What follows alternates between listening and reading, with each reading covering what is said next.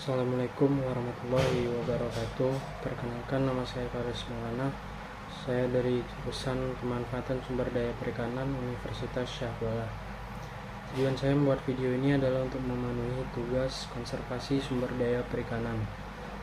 Soal yang pertama, jelaskan sumber-sumber penyebab terjadinya pemanasan global, apa dampaknya bagi ekonomi kelautan dan bagaimana strategi mengatasinya, serta dengan contoh kasus terutama di wilayah Indonesia.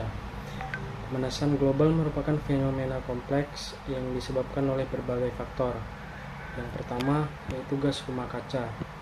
Aktivitas manusia seperti pembakaran bahan bakar fosil, deforestasi, dan industri menyebabkan peningkatan emisi gas rumah kaca seperti karbon dioksida, metana, dan nitrogen oksida. Faktor kedua yaitu perubahan penggunaan lahan.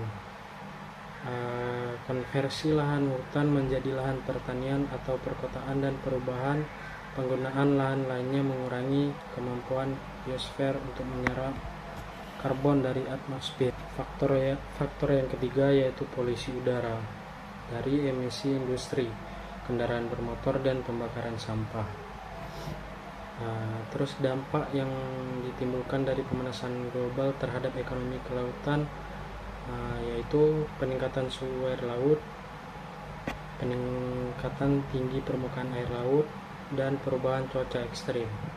Untuk mengatasi dampak pemanasan global pada ekonomi kelautan, yang pertama ada pengelolaan sumber daya laut yang berkelanjutan, yang kedua adaptasi terhadap perubahan iklim, dan yang ketiga promosi energi terbarukan. Contoh kasus di Indonesia adalah pemantauan dan pengelolaan terumbu karang yang lebih baik di Taman Nasional Bunaken. Melalui upaya konservasi yang intensif, terumbu karang ini tetap terjaga dengan baik meskipun terancam oleh pemanasan global dan aktivitas manusia. Soal yang kedua, Indonesia adalah negara tropis dengan tingkat keanekaragaman ikan tinggi. Hal ini menyebabkan adanya kesulitan dan meminimalisir hasil tangkapan yang tidak atau belum layak tangkap.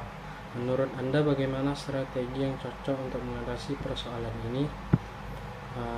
Untuk mengatasi persoalan ini, ada beberapa strategi yang dipertimbangkan, antara lain penerapan ukuran minimum tangkap, terus penggunaan alat tangkap yang selektif, pengembangan teknologi penangkapan yang ramah lingkungan, pengawasan dan penegakan hukum yang ketat, edukasi dan pelatihan bagi nelayan, dan kolaborasi antara pemerintah, masyarakat, dan sektor swasta.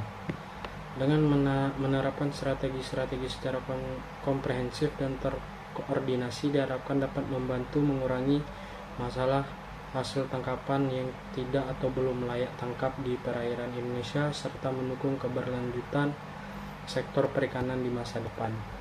Soal yang ketiga, salah satu tantangan dalam konservasi perairan adalah dinamika dan kultur sosial. Menurut Anda, bagaimana cara mencari keseimbangan antara konservasi dan kebudayaan?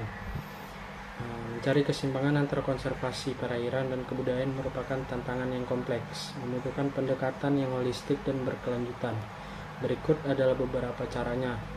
Yang pertama, keterlibatan masyarakat lokal. Yang kedua, menghormati pengetahuan lokal. Yang ketiga, edukasi dan kesadaran budaya. 4, pembangunan berkelanjutan. 5, peraturan yang adil dan berkelanjutan. 6, yang terakhir, kolaborasi lintas sektor dan lintas budaya.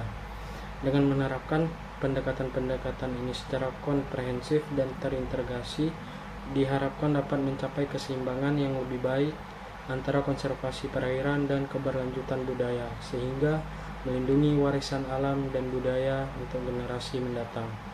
Demikian yang dapat saya sampaikan, lebih dan kurang saya mohon maaf. Assalamualaikum warahmatullahi wabarakatuh.